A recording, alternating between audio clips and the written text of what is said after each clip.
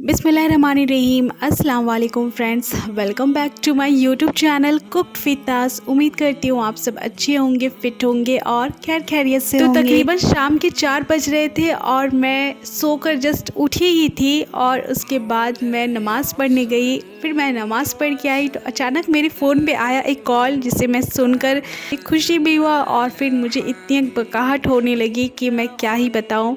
उस फ़ोन में मुझे पता चला कि मेरे घर पे आ रहे हैं आज शाम में कुछ गेस्ट और कुछ देर में उनकी एंट्री भी हो जाएगी। मेरे पास था वक्त बहुत ही ज़्यादा कम, मेरे पास इतना भी वक्त नहीं था कि मैं मार्केट से कुछ जल्दी जल्दी मंगवा भी लूँ, क्योंकि मैं आपसे कह चुकी हूँ कि मेरे यहाँ पे मार्केट थोड़ी सी दूरी में है, तो इसलिए मेरे पास टाइम बहुत ही ज़्यादा कम था।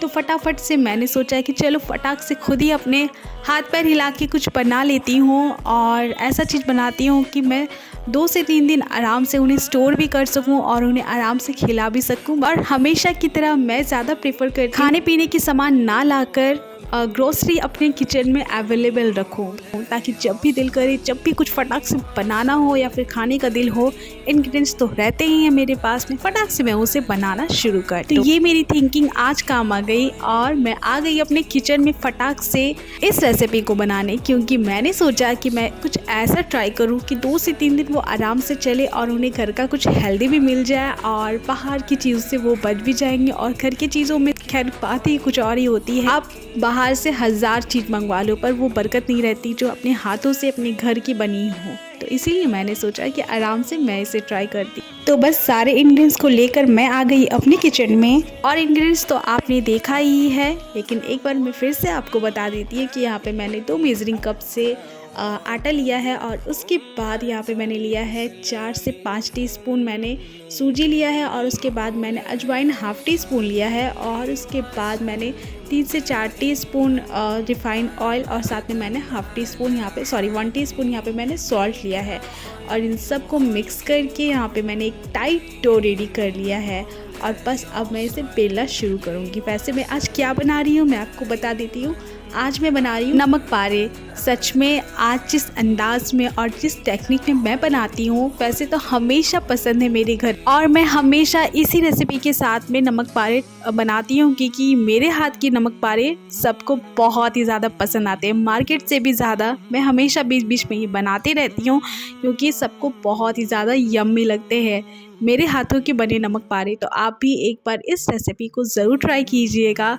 सच में आप एक बार अगर बनाओगे तो आप भी फ़ैन हो जाओगे और मार्केट के नमक पारे तो आप भूल ही जाएंगे कि हाँ क्या होता है बस, और आपको कुछ पसंद ही नहीं आएगा। अगर आपने इस रेसिपी के साथ ट्राई किया है तो एक बार मेरी रेसिपी के साथ ज़रूर ट्राई कीजिएगा।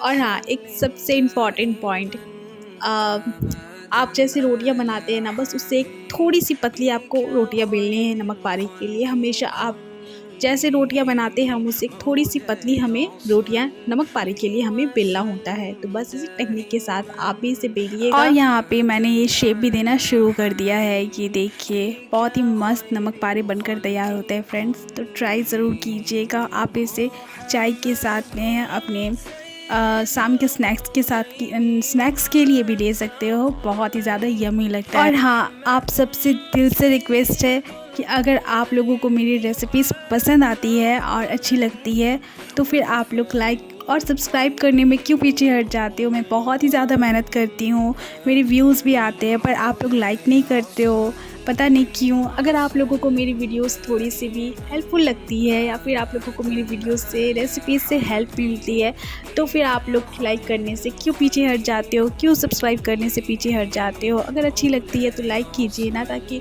आप लोग भी मुझे थोड़ा सा अप्रिशिएट कीजिए, क्योंकि मैं आप ही लोग के चलते मोटिवेट होती हूँ। जिस दिन मेरी व्यूज़ में मेरी वीडियोज़ में अच्छी व्यूज़ आती है ना, तो मैं खुद को और अच्छा और बेहतर आप सबके लिए करने की कोशिश करती हूँ। बात आप सबसे कहना चाहती हूँ, जब मेरे जिस वीडियो में ना रिस्पांस अच्छा मिला है ना, मैं बहुत ही ज़्यादा मोटिवेट हो जाती हूँ। मैं और अपने आप को और बेहतर करने की कोशिश करती हूँ। तो आप लोग भी अगर मेरी रेसिपीज़ नहीं अच्छी लगती है तो खैर कोई बात नहीं है, अगर अच्छे लग रहे, क्योंकि मुझे जहाँ तक पता है कि अगर व्यूज़ आ रहे हैं तो मतलब मेरी रेसिपीज़ अच्छी है, यूट्यूब मेरी रेसिपीज़ को और लोगों तक पहुँचा रहा है, तो मतलब मेरी रेसिपीज़ में कुछ ऐसा गुड थिंग्स है जो मेरी वीडियो को रीच दे रही है।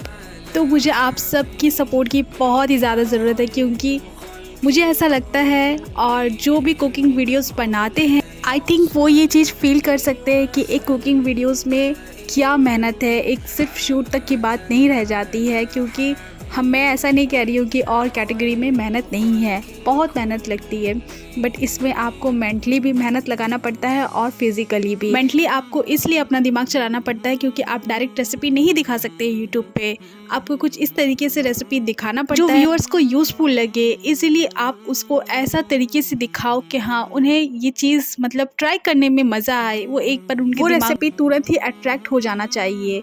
और उसके बाद फिज़िकली आपको ये प्रेशर लगाना पड़ता है कि जब शूटिंग करने के बाद ढेर सारे बर्तन निकल जाते हैं, फिर उसको वॉश करो, सब कुछ वो एक्स्ट्रा काम बढ़ जाता है, उसकी मेहनत अलग। और उसके बाद फिर आपको एडिटिंग के लिए एडिटिंग भी करना बहुत ही ज़्यादा, समझ लीजिए कि एक मुश्किल का काम। ज़रूरी नहीं कि आप जहाँ पे वीडियो शूट कर रहे हो वहाँ पे एक साइलेंस हो, वो जगह साइलेंस हो। अगर बड़े यूट्यूबर्स की बात करें तो उनके पास एक स्टूडियो होता है, बट हमारे पास कोई स्टूडियो नहीं है।